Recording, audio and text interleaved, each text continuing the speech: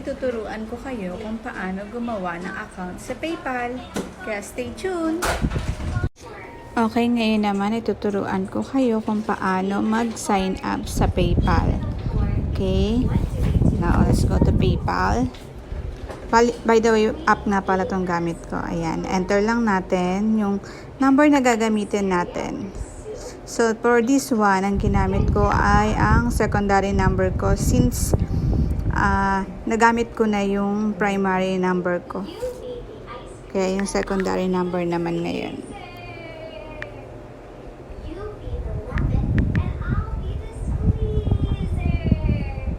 Okay, so mag-send si PayPal ng code sa number na ginamit, na in-enter natin.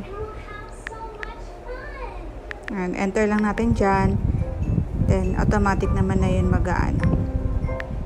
Ngayon, enter din natin yung gagamitin natin na email address para mag-sign up sa PayPal.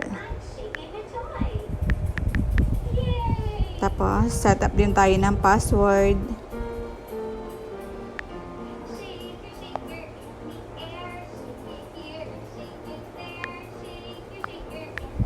Yan, set up lang natin yung password.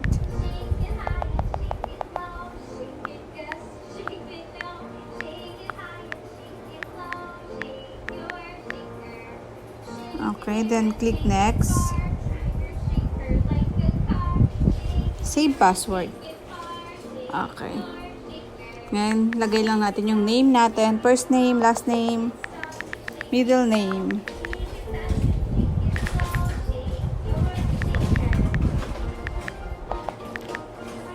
Tsaka si PayPal kasi nanghihingi talaga siya ng identification card. So, kailangan natin mag-provide nun. Ang pinili ko is ang driver's license. Enter lang natin dyan yung number ng ID na pinili natin. After natin ma-enter yung number ng ID natin, enter naman natin yung birth date natin. Yan, enter na natin yan. Then, go on with the next page. Yan. Tapos, type natin yung address. Pag hindi mo makita yung address dun sa mga suggested address niyan, i-add mo lang yung address nyo.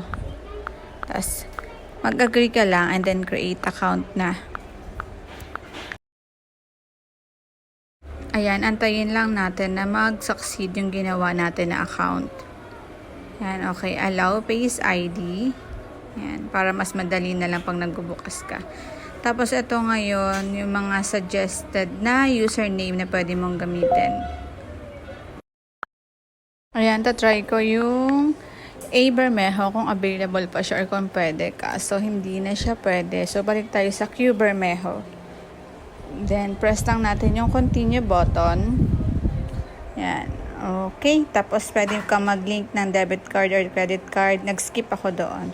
Tapos, nag-not now din ako sa updates na yan. Okay.